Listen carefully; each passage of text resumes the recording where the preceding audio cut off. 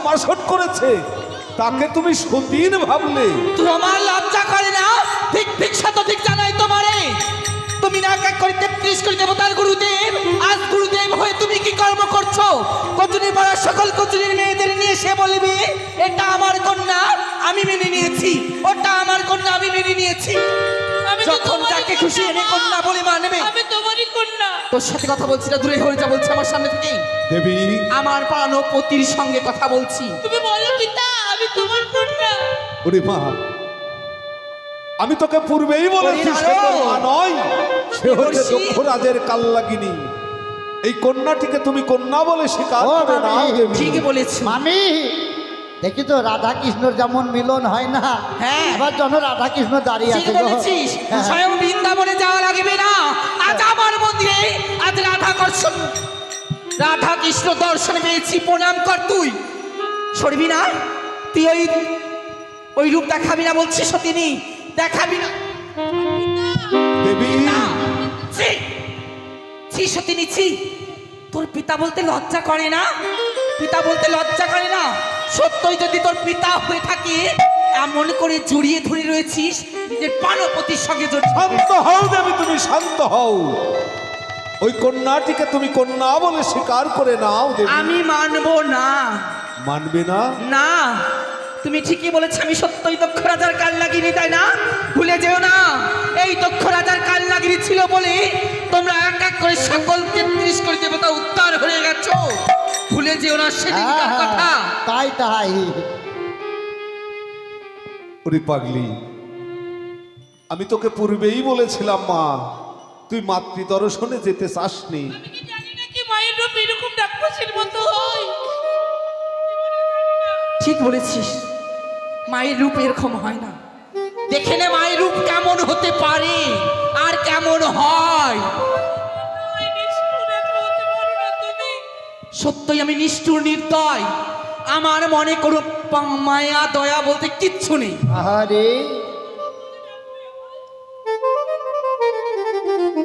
আমি কি করলে তোমার চরণ ধরে রাখবে বলো না? বাবা, তবু তোর জেদ গেল না, তাই ও না? মামি, শোনো শোনো। তোর জেদ গেল না? না। তোদের জেদের অহংকার আমি তোকে ভাঙবই, না হলে আমি আত্মা শক্তি মহামায়া চণ্ডী নই। আমি ভাঙি তবু বস্তাই না। মামি শোনো শোনো শোনো, বসার জায়গা দিলে কিন্তু শোয়ার জায়গাও দিতে হয়। আমি কোনো কিছু দেব না। মনে করে রাখো তবে শোনো কথাটা। দয়াময়, আমি ওকে কন্যা বলে মানতে পারি। হ্যাঁ মানতে পারি, তবে একটি শর্তে। এমন কি শর্ত দেবী? তোমার দাদা আমার বড় ঠাকুর, হ্যাঁ, তার সঙ্গে যদি ওই মনীষ তপবনে গিয়ে 2.5 দিবস সতীত্ব পালন করে আসতে পারি, তবে আমি কন্যা বলে মেনে নেব। না যাব না,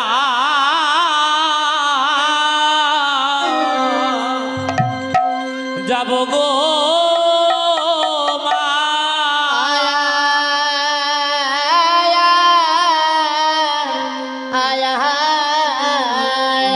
মনির তাও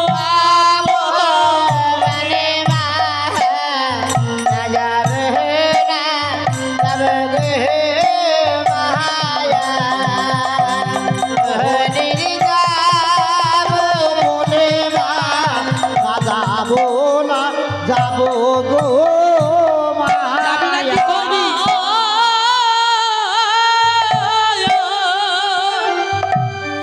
নৌ ফিরায়ে কঠোর আদেশ তুমি অন্য আদেশ করো মা।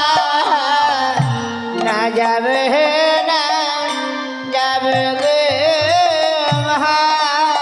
ওগো কি হয়েছে? দেবরাজ বনকালে আমি কেমনে বনে যাব চাই চাই তো এই ভরা যৌবন নিয়ে তোকে বনে যেতে হবে। যাবে গো ওগো প্রমোদ কালো হলে তোমার কি? ছড়া ধারো দিব না যাবে না যাবে তার জন্য তোর প্রয়োজন নেই। হইও মা সন্ধ্যা কালো হলে তোমার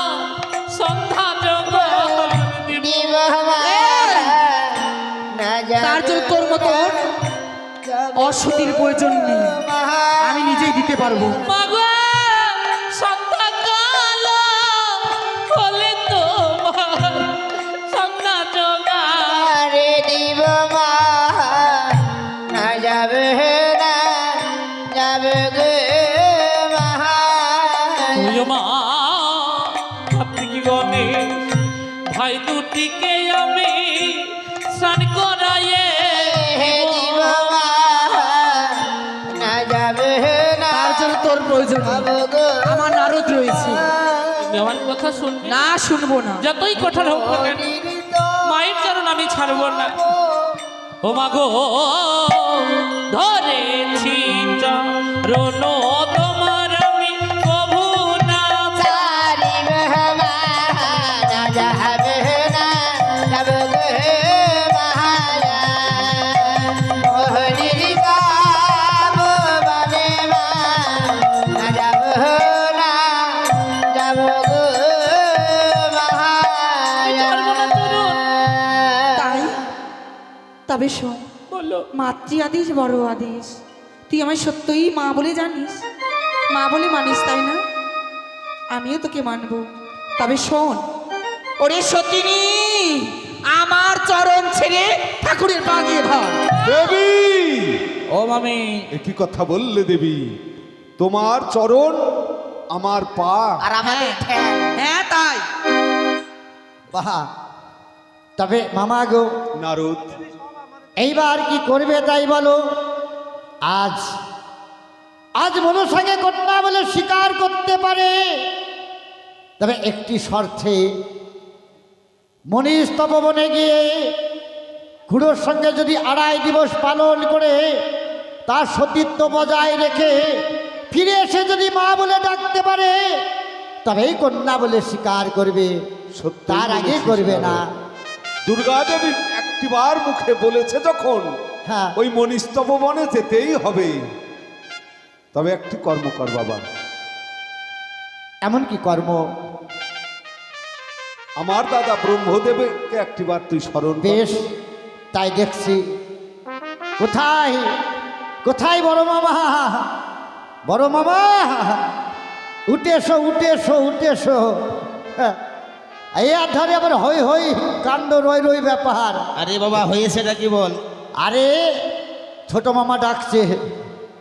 আচ্ছা বেশ, হ্যাঁ তবে চল দেখি কি বলছে। হ্যাঁ, এসো এসো। হ্যাঁ, ওই দেখো মামা, বড় মামাকে ডেকে এনেছি। আচ্ছা ভোলানাথ, ওগো দাদা ব্রহ্মদেব, তবে বলতে পারো ভাই এমনই কি হয়েছে যার জন্য দেবঋষি আমায় ডেকে এনেছে? ওগো দাদা, আজ তোমায় মিথ্যা আমি বলবো না। আমি ভাই। পদ্মবনে একটি কন্যার সৃষ্টি করেছি। সেই কন্যাটিকে তোমার বৌমা দেবী দুর্গা কখনো কন্যা বলে স্বীকার করতে চাইছে না। তাই বলেছে তোমার সঙ্গে ওই কন্যাটিকে যেতে হবে মনীষ তপবনে। ভোলানাথ, ক্ষণকাল অপেক্ষা করো ভাই, আমি দেবীকে একটিবার জিজ্ঞেস করে দেখি।